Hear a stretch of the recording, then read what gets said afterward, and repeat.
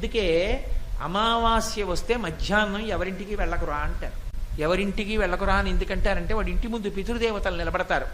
అమావాస్య మధ్యాహ్నం 12 గంటలకి పితృదేవతల పేరు చెప్పి జలతర్పణం చెయ్యాలి. కనీసంలో కనీసం అలా చేయకపోతే స్వయం పాకమన్నా ఇవ్వాలి. స్వయం పాకమన్నా ఇవ్వకపోతే 12 గంటలకి లేచి నిలబడి చెప్పులు విప్పి 2 చేతులు 3 మాటలు ఇలా అనాలి.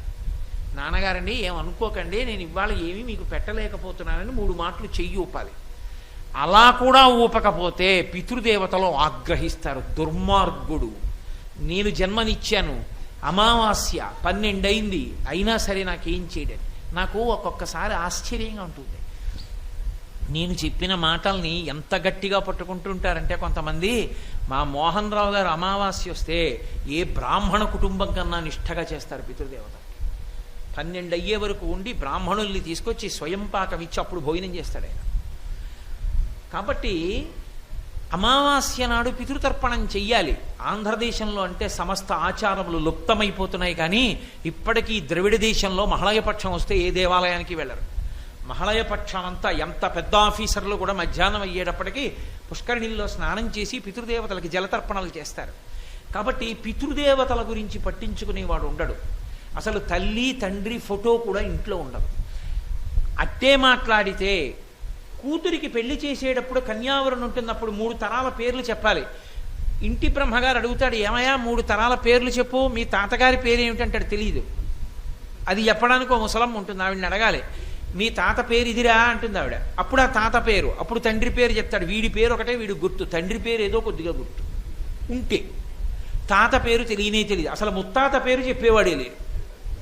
అసలు నాయనమ్మ పేరు అవి తెలుసున్న వాళ్ళు, తాతమ్మ పేరు తెలుసున్న వాళ్ళు ఇప్పుడు లేనే లేరు. అసలు తల్లిదండ్రులతోటి అనుబంధమే లేదు. వాడు పుడతాడు, పుడుతూనే హాస్టల్కి పోతాడు, తర్వాత అమెరికా పోతాడు, అక్కడ చదువుకుంటాడు, రష్యాలో ఉద్యోగం చేస్తాడు, లండన్లో రిటైర్ అవుతాడు, ఎక్కడో ఢిల్లీలో సెటిల్ అవుతాడు. ఈలోగా జన్మనిచ్చిన తండ్రి ఎప్పుడూ ఊపిరి ఆగిపోతుంది. ఆగిపోయిన పుణ్యానికి వాడిని ఐస్ పెట్టులో పెట్టి 48 గంటలు పీనుగు నానిపోయి గడ్డ కట్టేసి ముట్టుకుంటే జారిపోయేట్టు అయిపోయాక వాడు వస్తాడు. వాడిని కన్న పుణ్యం ఏమిటో తెలుసా అండి?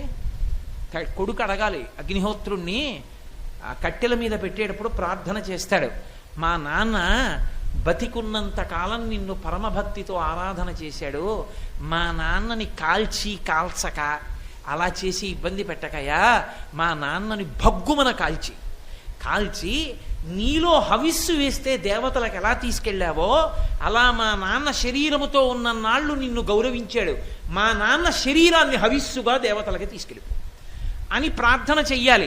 కానీ ఇవాళ కొడుకు చేసిన దురాగతానికి తండ్రులు ఏమవుతున్నారు? 48 గంటల పైచిలుకు పాచి పీనుగు ఐస్ మీద పడుకుని ఉంటుంది. లోపలికి మంచిలిపోయి ప్రేతం బిగిసిపోయి బయటికి తీసినప్పుడు కాళ్ళు చేతులు పట్టుకుంటే మంచు ముద్ద అయిపోయి ఉంటుంది. తలకట్టు భాగం పట్టుకుంటే కింద ఐసే, అసలే చల్లబడిపోయింది, దాని మీద ఐసు. గాలాడని గాజు పెట్టెలో 48 గంటలు పడుకుని ఉంటాడు ఆ కొడుకు కోసం చూస్తూ. వాడికి నీటి చుక్క పోసిన వాడు ఉండడు, అప్పుడు వస్తాడు. దీన్ని తీసుకెళ్లి కట్టెల మీద పెట్టి వెలిగిస్తే ఎంత పొగొస్తుందో అందులోంచి. అది కాలదో పట్టాను. కొడుకుని కన్నందుకు తండ్రి పొందినటువంటి బహుమానం అది. తండ్రి చచ్చిపోయే వేళటికి పక్కన కూడా కొడుకుంటున్నటువంటి దైన్య స్థితికి దిగజారిపోయింది వాళ్ళ ప్రపంచం. కారణం ఏమంటే యుగలక్షణం అలా ఉంటుందమ్మా. తండ్రికి కొడుకు మీద ఆశ లేదు, కొడుక్కి తండ్రి మీద కర్తవ్యం లేదు. మా అబ్బాయి అమెరికాలోనే ఉండాలి, లక్షలు తేవాలి, తండ్రికి సంతోషం.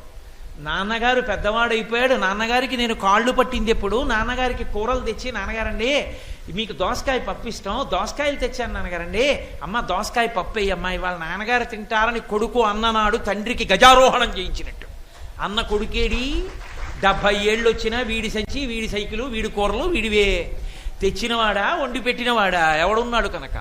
కాబట్టి నేను ఎంత తల కొట్టుకుంటే ఏం ప్రయోజనం.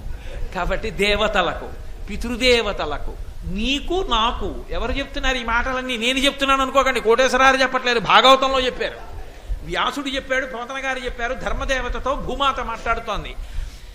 చాలా నడవడి తప్పి ధర్మాచరణమునందు వైక్లభ్యముతో జీవనమును గడిపితే నేను మన్నింపబడదనుగాక. నేను శాస్త్రం ఒక్కటే మాట్లాడుతున్నాను.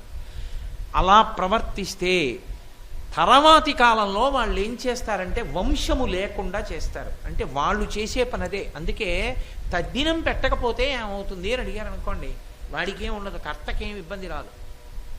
కానీ తర్వాత వాళ్ళ పిల్లలకి ఇబ్బంది వస్తుంది, కొడుకులు పుట్టరు. పితృదేవతల్ని సంప్రదిస్తాడు ఈశ్వరుడు, ఇవ్వమా కొడుకులను అడుగుతాడు. వాడు ఏం చేశాడని ఇవ్వడం, వాడికి పితృదేవతా స్థానంలో ఈ అభిమానాలు మర్యాదలు ఏముండవు. ఇవ్వక్కర్లేదని చెప్తారు పితృదేవతలు, కొడుకుల్ని ఇవ్వరిక. కర్మసంతానం ఉండదు. అక్కడితో ఆ ఇంటి సింహాసనానికి నీరాజనం ఆగిపోతుంది. ఆగిపోయి అల్లుడి గోత్రం వేరు, అల్లుడు ఈ సింహాసనం తీసుకోడు. కాబట్టి ఏం చేస్తారంటే ఆ పంచాయతనాన్ని, ఆ సింహాసనాన్ని నీటిలో కలిపేయవలసి ఉంటుంది. ఆ స్థితి రాకూడదు అంటే, కొడుకు ఉండాలి అంటే పితృదేవతల యొక్క అనుగ్రహం ఉండాలి. పితృదేవతల యొక్క అనుగ్రహము దేనికి కలుగుతుంది? శ్రాద్ధ కర్మ చేత. శ్రాద్ధ కర్మ అన్న మాటకు అర్థం ఏంటంటే శ్రద్ధతో చేయున్నది. శ్రద్ధతో చేయున్నది అన్న మాటకు అర్థం ఏమిటి? శ్రద్ధ అంటే ఏమిటి అంటే శంకర భగవత్పాదులు వ్యాఖ్యానం చేశారు శ్రద్ధ అన్న మాటని. శాస్త్రస్య గురువాక్యస్య సత్యబుద్ధ్యావధారణ. శాస్త్రము గురువు గారు ఏం చెప్పారో అది సత్యమన్న బుద్ధితో చేసినది. ఇక్కడ నేను పిండం పెడితే మా నాన్నగారు తింటారా అండి? ఎందుకు పెట్టాలండి అంటే, నువ్వు ఇక్కడ మనీ ఆర్డర్ కట్టావు, పోస్ట్ మ్యాన్ దగ్గరికి వెళ్ళి పోస్ట్ మాస్టర్కి డబ్బు ఇచ్చి మనీ ఆర్డర్ కట్టావు. మా అబ్బాయికి డబ్బు పట్టుకెళ్ళి ఇస్తాడో ఇవ్వడో అని నువ్వు మళ్ళీ బొంబాయి వెళ్ళిపోతున్నావా? నీ కొడుక్కి వాడు పట్టుకెళ్ళి ఇస్తున్నాడో లేదో చూడడానికి. ఇక్కడ నువ్వు కట్టిన డబ్బు పోస్ట్ మాస్టర్ తంత్రి విధానం ద్వారా నీ కొడుక్కి పట్టుకెళ్ళి ఇవ్వగలిగితే, వేదం చెప్పిన మంత్రములకు ఇక్కడ పెట్టిన పిండానికి నీ పితృదేవతల ఆకలి తీరదని నువ్వు ఎందుకు అనుకుంటున్నావు? నువ్వు పెట్టుకున్న విధానంలోనే ఇది ఉంటే పరమేశ్వరుడు పెట్టిన వ్యవస్థ ఎందుండదు. కాబట్టి సాశ్రద్ధా కడితా సిద్ధి యయా వస్తూపలభ్యతే అంటారు శంకర భగవత్పాదులు. శాస్త్రమునందు గురువాక్యమునందు నమ్మకముండి శ్రద్ధతో చేయుట. పితృకార్యం చేస్తే సంతోషిస్తారని మీరు అనుకోకండి. శ్రాద్ధం పెడితే, శ్రాద్ధం పెట్టినప్పుడు విధి ఉంది, అలా చెయ్యాలి. ముందు రోజు స్నానం చెయ్యాలి, తలస్నానం.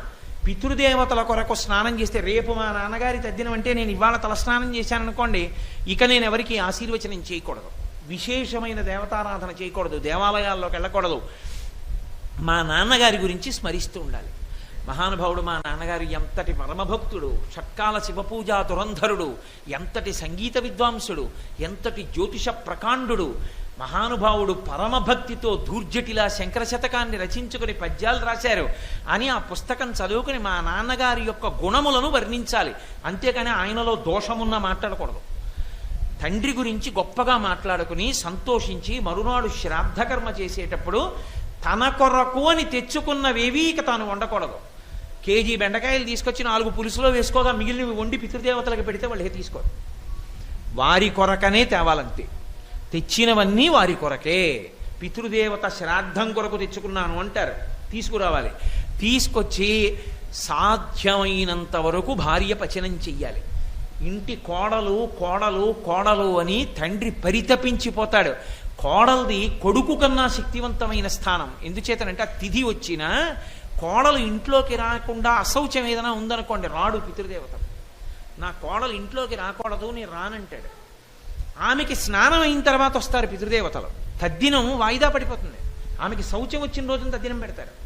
అంటే కోడలి స్థానం ఎంత గొప్పదో. అందుకే కోడల్ని తెచ్చుకునేటప్పుడు అత్యంత పరాకుగా చూసుకునేది ఏదంటే ఆ కుటుంబానికి శాస్త్రంలో ఉన్న నమ్మకం. లేకపోతే నశించిపోతావు. రేపు పొద్దున నీకు దీపం కూడా పెట్టదు.